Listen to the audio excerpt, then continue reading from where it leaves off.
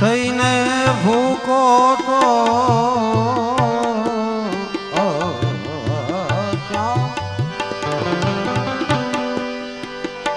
થઈને ભૂકો તો મને વાંસળી બનાવો મને આંધળી બનાવો.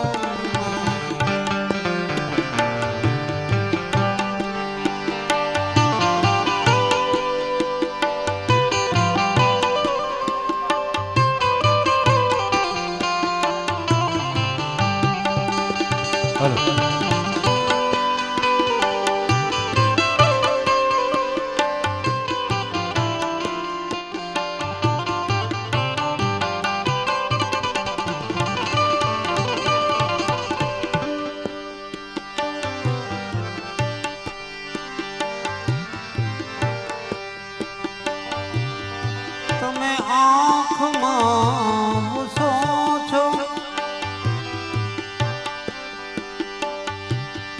મારા શ્વાસમાં વસો છો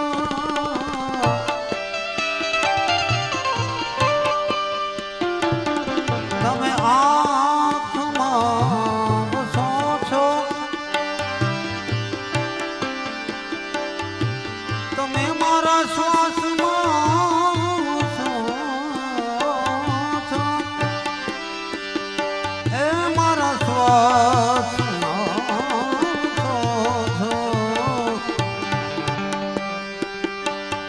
અમે તોય તમને જોશું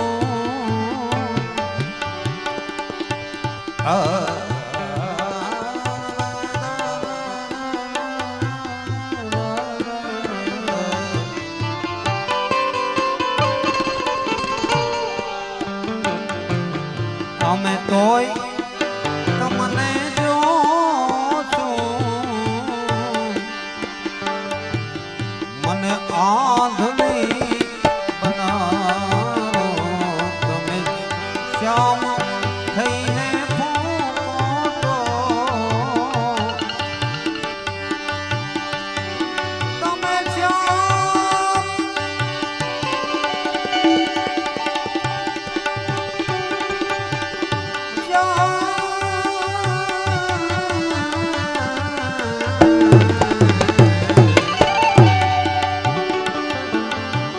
શ્યામ થઈને ભૂકો તો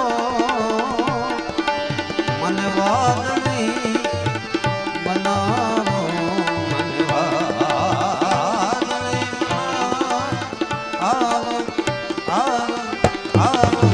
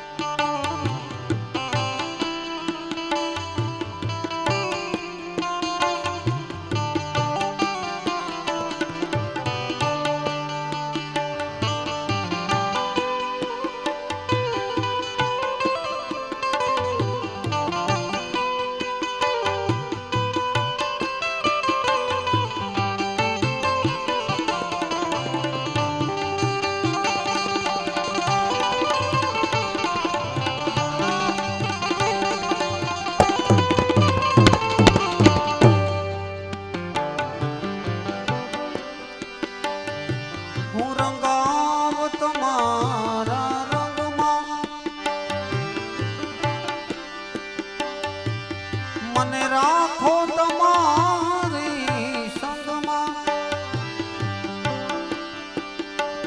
હું રંગાવ તમારા રંગમાં મને રાખો તમારી સંગમાં એ મન રાખો તમારી સંગમાં તમે કેડી કેડી ચાલો તો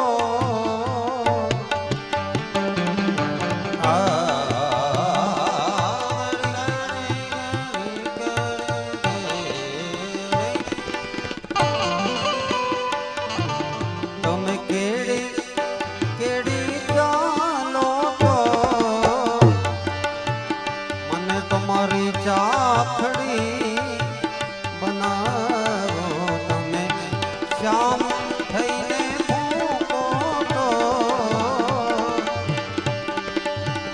મને શ્યામ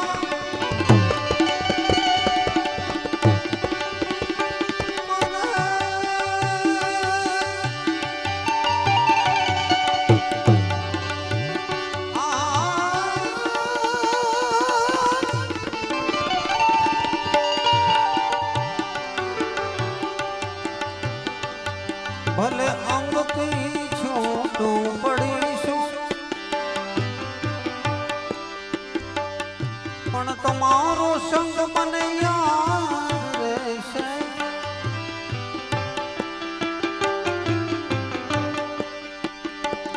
ભલે અંગથી છૂટું પડીશું તમારો સંગ મને યાદ રહેશે એ તમારો સંગ મને યાદ રહેશે તમે સાપ રૂપ લ્યો તો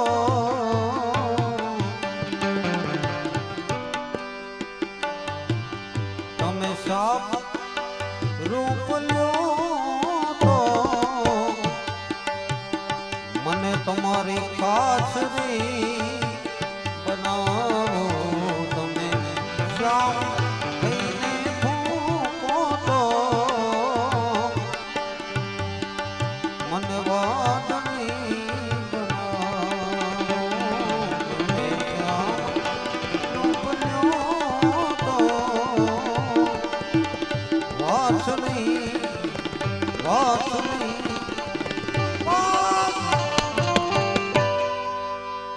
બોલો નાથ મહાદેવ કી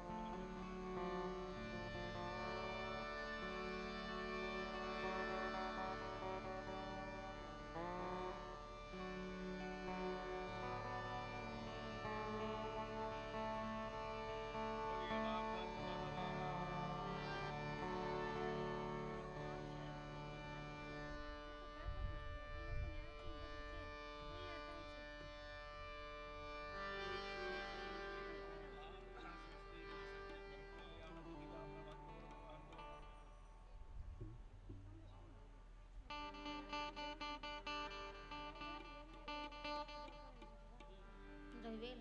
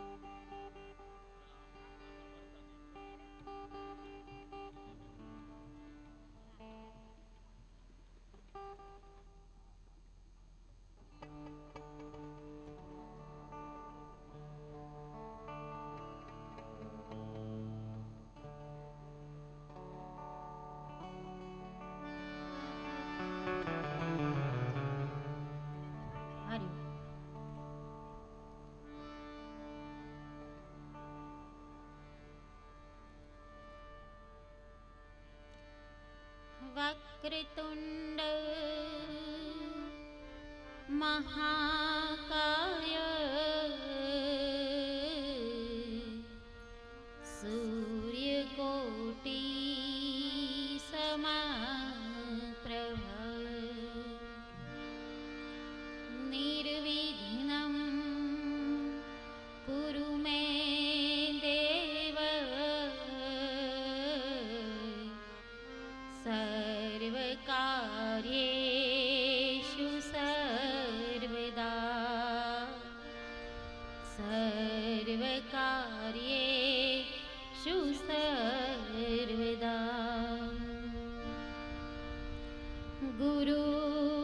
ब्रह्मा गुरुर्विष्णु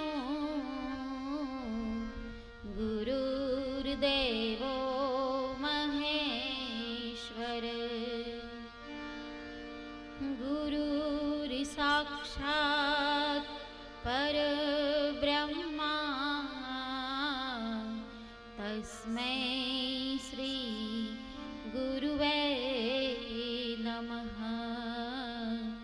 तस्मै श्री गुरुवे नमः।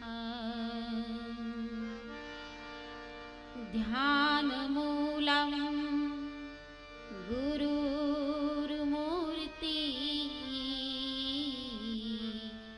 पूजामूलं गुरुपद मन्त्रमूलं गुरुवाक्य मोक्षमूलं गुरुकृपा मोक्षमूलं गुरुकृपा। आइए हनुमंत विराजिए कथा कहु मति अनुसार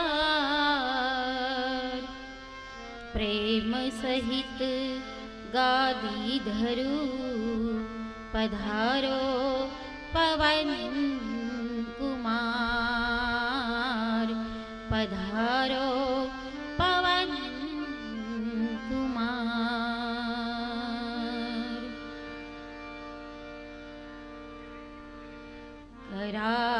करारविंदे न पदारविंदम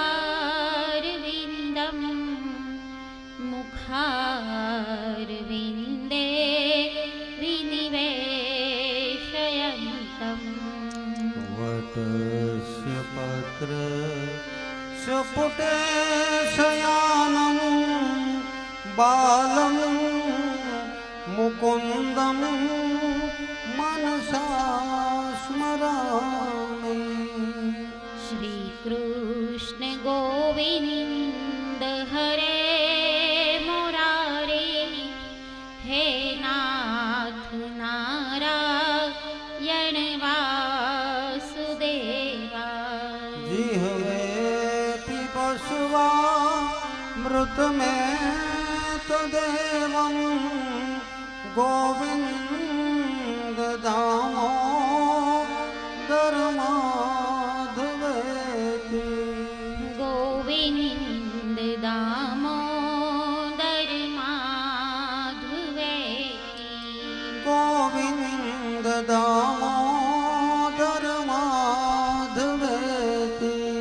बोलो बाल कृष्ण लाल की भागवत भगवान की जय सद्गुरु देव की जय सहजानंद स्वामी नारायण महाराजनी जय। राधे राधे राधे श्याम से मिला दे।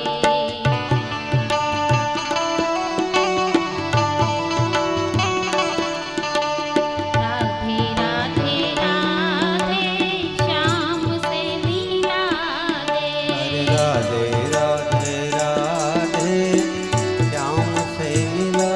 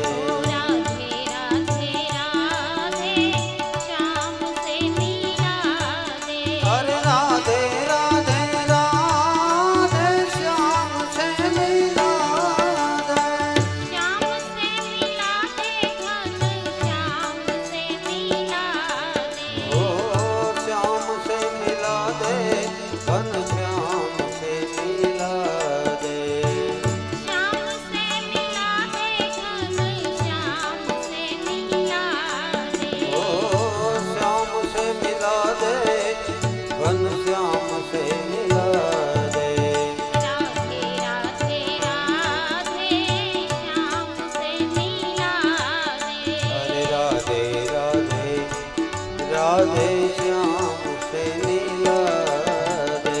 राधे राधे राधे श्याम से मिला दे। अरे राधे राधे राधे श्याम से मिला दे। श्याम से मिला दे बंसी वाले से मिला दे। ओ श्याम से मिला दे बंसी वाले से मिला दे। श्याम से मिला दे बंसी वाले से मिला दे। श्याम से मिला दे बंसी वाले से मिला दे। राधे राधे राधे श्याम से मिला दे। अरे राधे राधे राधे श्याम से मिला दे। राधे राधे राधे श्याम से मिला दे।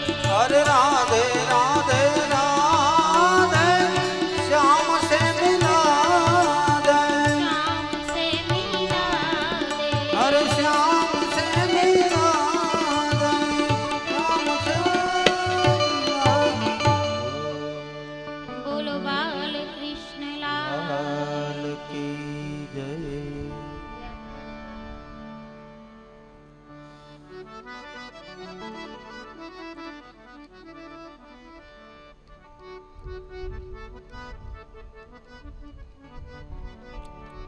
શેલણા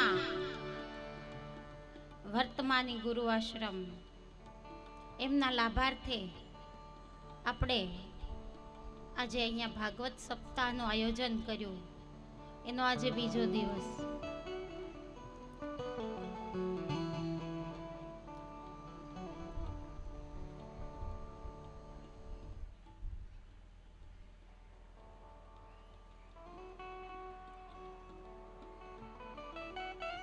કોઈ પણ સ્થળ હોય ને ત્યાં કયું કાર્ય, કોઈ સારું કાર્ય, કોઈ ખરાબ કાર્ય થવું એ ભગવાનના હાથની વાત છે. એમ આ સુરતની અંદર આ ભૂમિ ઉપર આ ભાગવત સપ્તાહ એનું આયોજન થવું એ ખૂબ આનંદની વાત કહેવાય.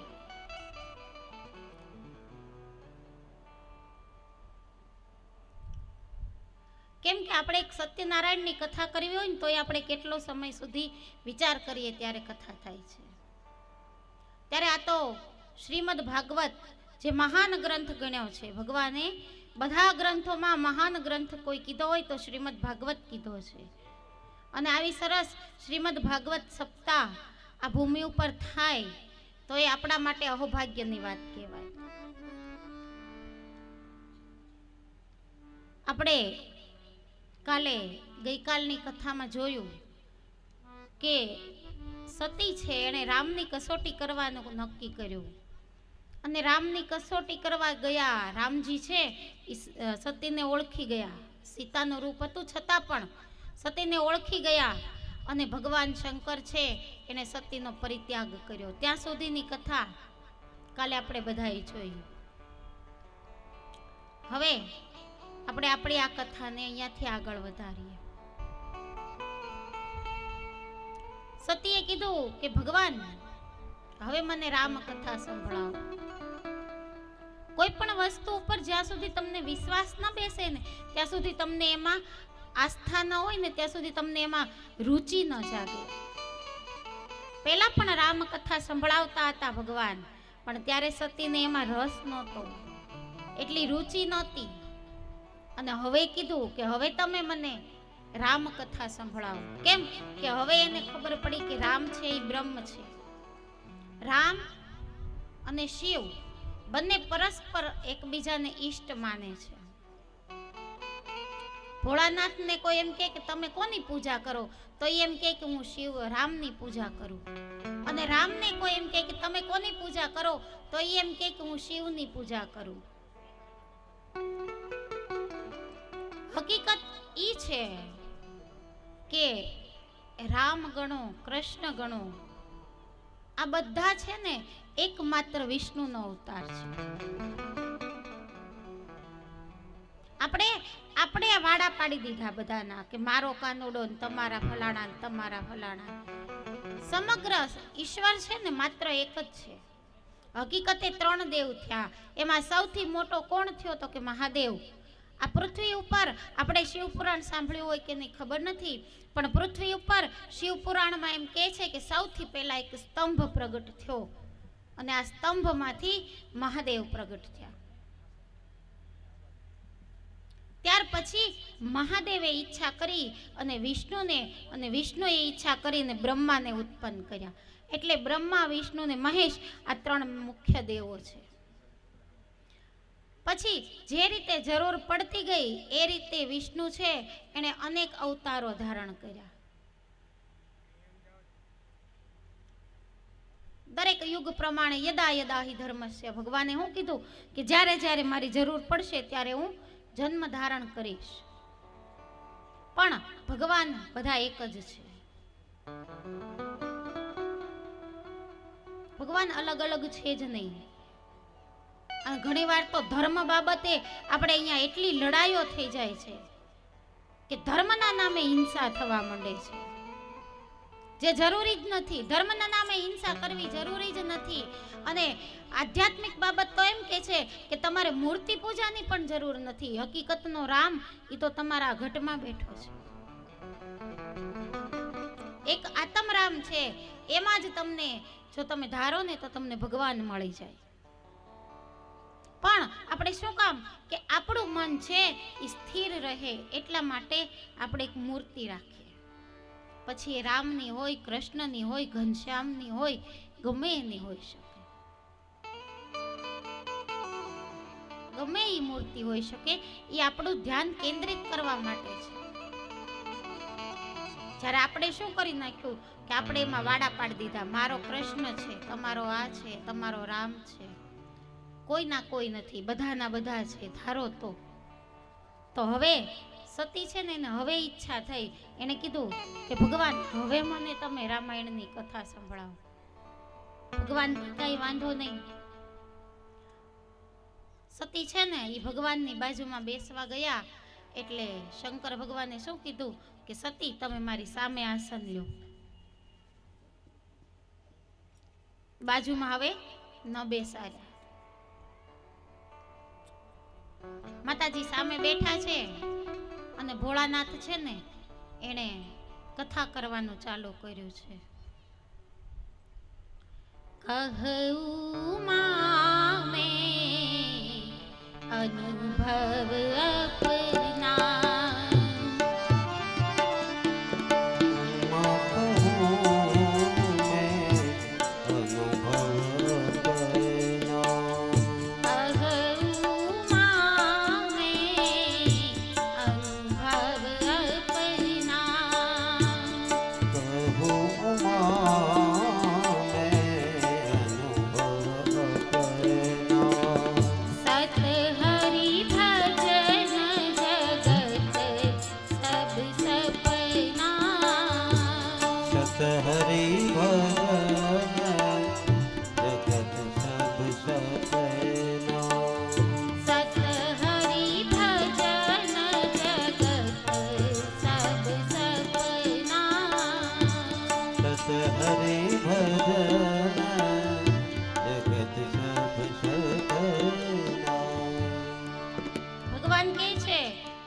પહેલો અનુભવ એકમાત્ર ભગવાનનું ભજન છે ને એ જ સત્ય છે.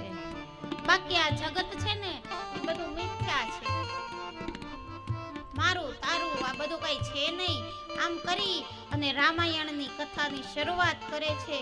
બરાબર એ સમયે આકાશમાં વિમાનો નીકળે છે.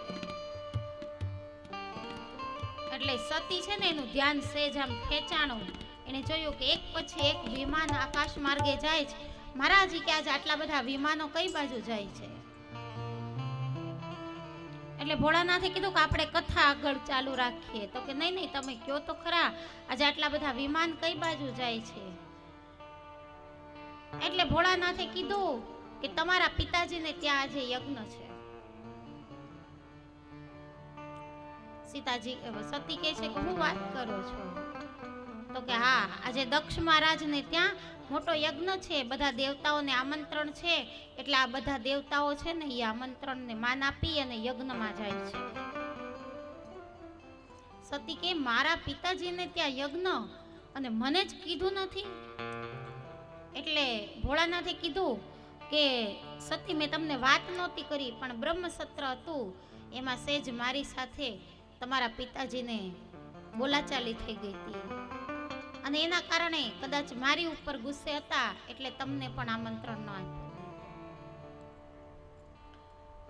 તો સતી કહે છે કે મહારાજ હાલો ને આપણે જઈએ, આપણે ત્યાં જઈએ તો તમારું મારા પિતાજીનું સમાધાન પણ થઈ જાય અને આપણે ત્યાં જવાઈ જાય. શિવે કીધું કે નહીં, જ્યાં આમંત્રણ ન હોય ત્યાં ન જવાય. સતી કહે રે શંકર તમે સાંભળો. સતી કહે રે શંકર તમે સાંભળો. મારે પિયર જવાના ગણા કોડ રટન કરી મારે પિયર જવાના ઘણા કોડ રટણ શ્રી રામનો. મહારાજ, મને પિયરમાં જાવું છે. મારી બધી બહેનો આવી હશે, બધા ભેગા થશે, એટલે ચાલો આપણે જઈએ. ભોળાનાથ કહે છે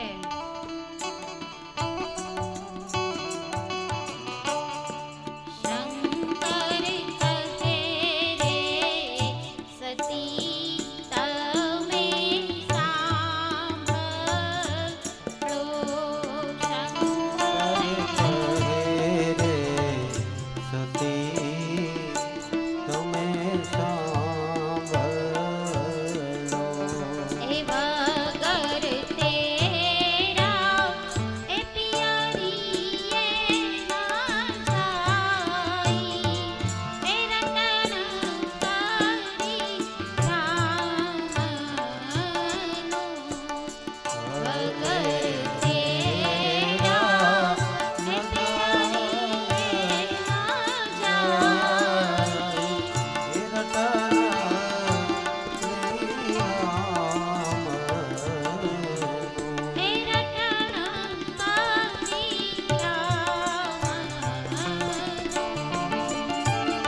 એ રટણ કરી રામનું.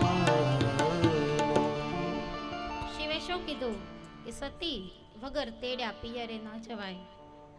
સતીએ સામી દલીલ કર્યો એ કે મહારાજ,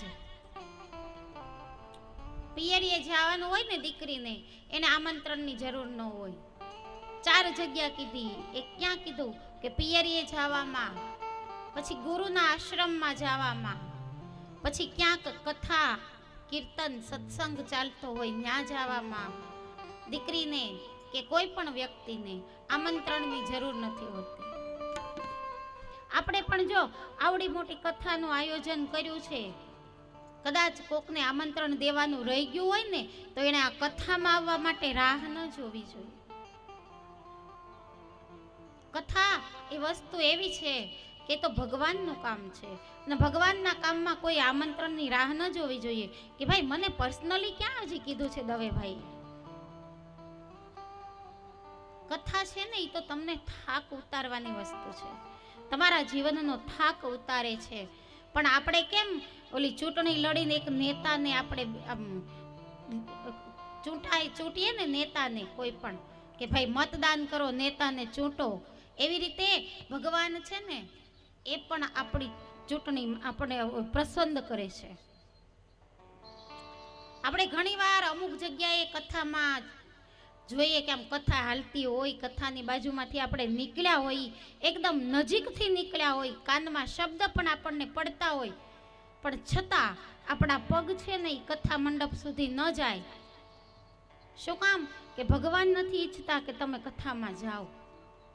અને ઘણીવાર એવું પણ બને કે કથા હોય ને તો આપણને ખબર હોય કે ભાઈ 8 વાગે કથામાં જવું છે, ગમે એટલું કામ હોય છતાં ફટાફટ કામ પતાવી અને 8 વાગે ત્યાં કથામાં જવાનું મન થઈ જાય. શું કામ?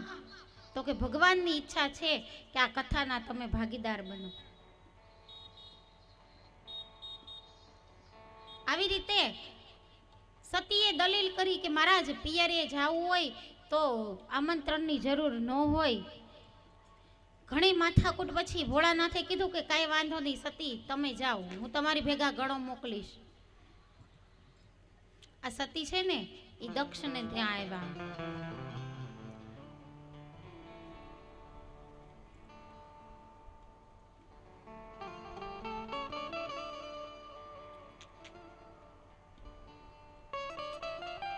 દક્ષને ત્યાં આવ્યા એટલે દક્ષે છે ને બધાને કહી દીધું હતું કે તમારે કોઈએ એને આવકારો નથી આપવાનો સતીને. બધી બહેનોને બધાને કહી દીધું હતું એટલે કોઈએ સતીને આવકારો નથી આપ્યો. પણ સતીની માં હતા ને એણે એકે કીધું કે બેટા આવી ગઈ? તો કે હા માં. આવડો મોટો ઘરમાં યજ્ઞ હતો અને અમને જ કેમ ન કીધું? એટલે માં છે ને એ વાળવાની કોશિશ કરે છે. એને શું છે કે આ બાપ દીકરી વચમાં અંટસ ન પડે. એટલે કે છે કે બેટા તાર પપ્પાને તો તું ઓળખે છે, એનો સ્વભાવની તને ખબર છે. એને એમ હતું કે શિવને નથી બોલાવવા એટલે તને ન બોલાવી. સતી કહે છે કે માં તમે કદાચ શિવને બોલાવી લીધા હોત ને તો એ સસરા જમાઈ વચ્ચે આજે મોટી અંટસ પડત ને એ ન પડત. અને જો આપણને ખબર છે દીકરી સાસરે હોય ને ત્યારે એને પોતાના પતિનું સંભાળવાનું, પોતાના પિતાનું સંભાળવાનું. સમજદાર દીકરીઓ સાસરે જાય ને ત્યારે પિતાનું કોઈ વાંકું બોલે ને તો એને દુઃખ થાય. અને પતિ ગમે એમ ઘરમાં ભલે ખીજાતા હશે, ડખા કરતા હશે, પણ પિયર જશે ને તો પતિનું નીચું નહીં પડવા દે. ના ના ઓ એવા નથી. આ સમજદાર દીકરીઓની વાત છે.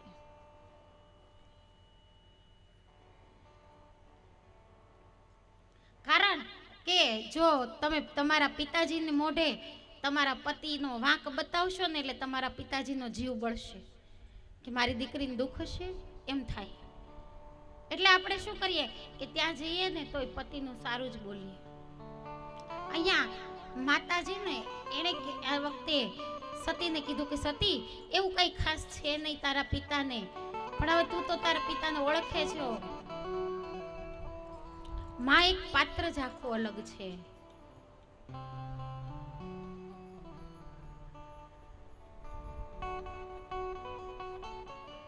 એ આખા સંસારને સંભાળે અને પોતાના બાળકને સંભાળે. એ બેયમાં એટલો ફેર રાખે. એને પોતાના પતિને સાચવતા સાચવતા સતીને આવકારો આપ્યો. સતીને કીધું કે તમ તારે તું હાલ, આપણે બે બેસીએ, આપણે જમીએ, આપણે વાતો કરીએ. બીજી એકે બેન ભલે નથી બોલતી પણ માં બોલે છે. માના માટે છે ને ક્યારેય કોઈ સંતાન વાલું દવલું ન હોય. એને બધા સંતાન સરખા હોય.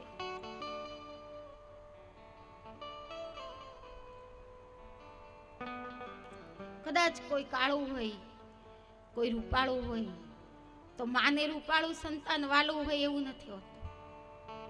માને તો બધા સંતાન સરખા હોય.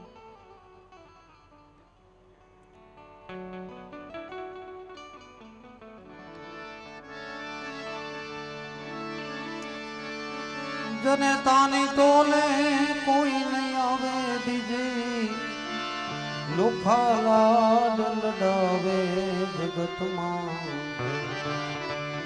જન્મ દેનારી રે એ મારી જનેતાની તોલે કોઈ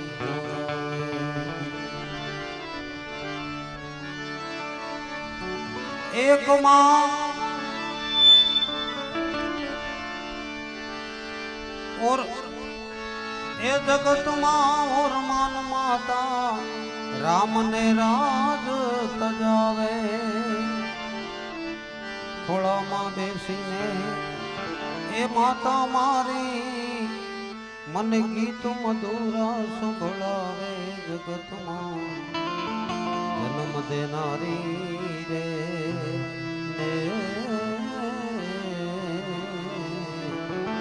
એ મારી માતાની તોલે કોઈ ના આવે.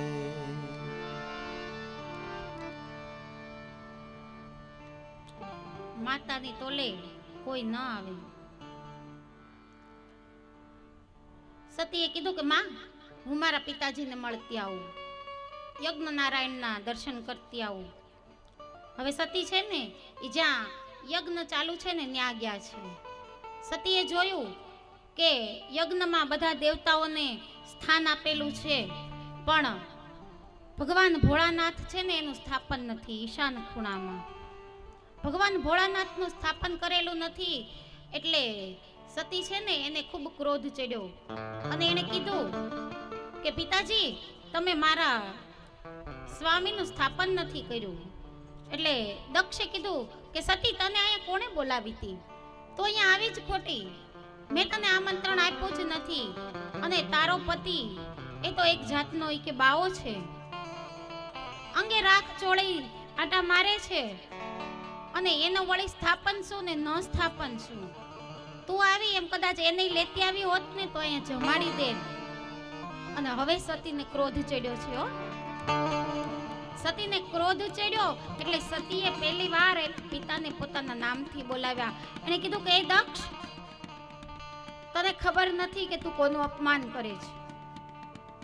તું કે મહાદેવનું અપમાન કરે છે, પણ તને ખબર નથી કે મારા ભોળાનાથ છે ને એના જેવું કોઈ મહાન નથી. અને આજે તે એનું અપમાન કર્યું છે. હવે આ જગ્યાએ મારાથી ઊભું ન રહેવાય. તરત જ સતીએ પોતાના જમણા અંગૂઠામાંથી યોગાગ્નિ પ્રગટ કર્યો અને પોતે આ હવનની અંદર સમાઈ ગયા.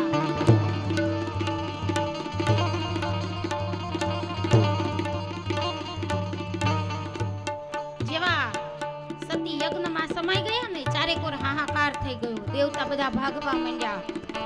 એક ગણ હતો ને, એને જઈ અને કૈલાસ ઉપર શંકર ભગવાનને કીધું કે સતી દેહ ત્યાગ કર્યો.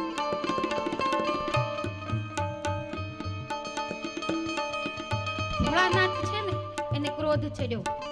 એને જટા પછાડી જટામાંથી વીરભદ્ર નામનો ગણ ઉત્પન્ન કર્યો.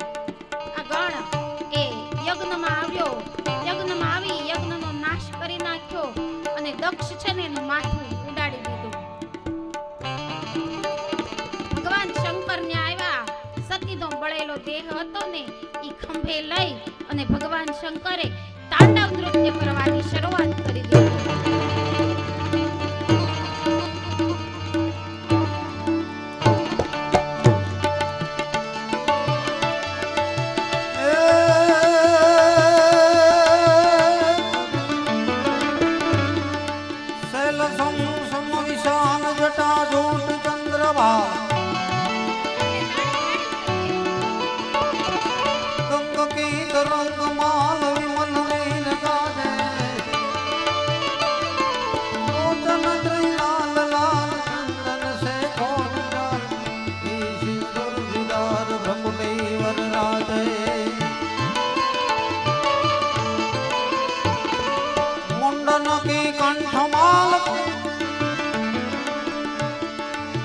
હરદે હદ ખુશાલ સટિક જાન રુદ્રમાલ હર દયાલ રાધે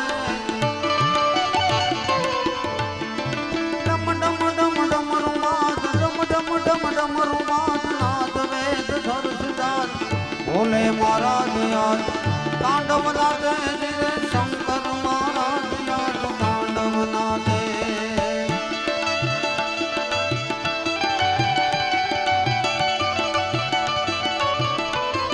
હરે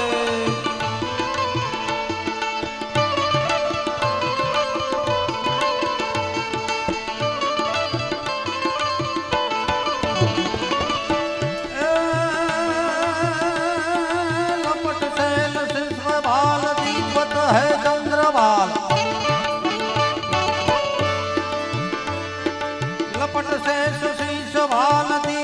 કહે ચંદ્રભાલ વહે ગંગ જટામાલ રુદ્રમાલ રાજે પ્રકુટી ત્રિનેત્ર લાલ સર્ફ કંઠ ભુજ વિશાલ ભસ્મ લગે અંગમાલ રુદ્ર રૂપ રાધે રાધેલામ રાધેલામ ધિક ધિક ધિક ધિક ધીલામ રાધે મધુર સિતાર સરસ્વતી વર રાધે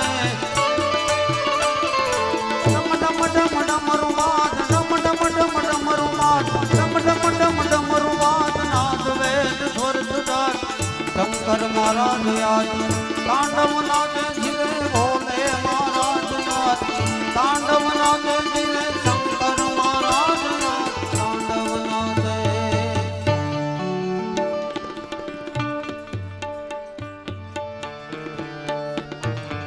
ભોળાનાથ તાંડવ કરવાની શરૂઆત કરી.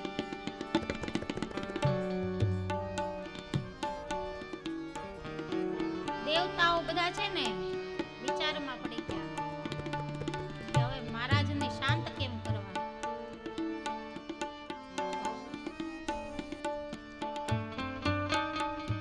ભગવાન વિષ્ણુ આવ્યા. ભગવાન વિષ્ણુ છે ને એને સુદર્શન ચક્ર મૂકી અને સતીના દેહના ટુકડા કરી નાખ્યા.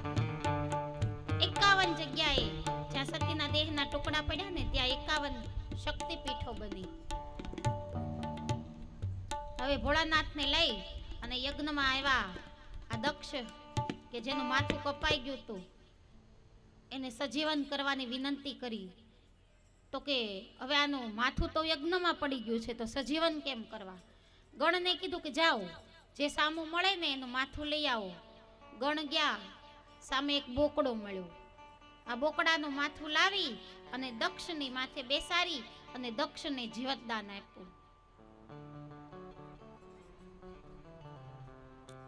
દક્ષ છે એનું માથું બોકડાનું થઈ ગયું. અને પછી આ બોકડા જેવું માથું હતું ને એ માથું અને બે હાથ જોડી અને દક્ષે ભગવાન ભોળાનાથની સ્તુતિ કરી.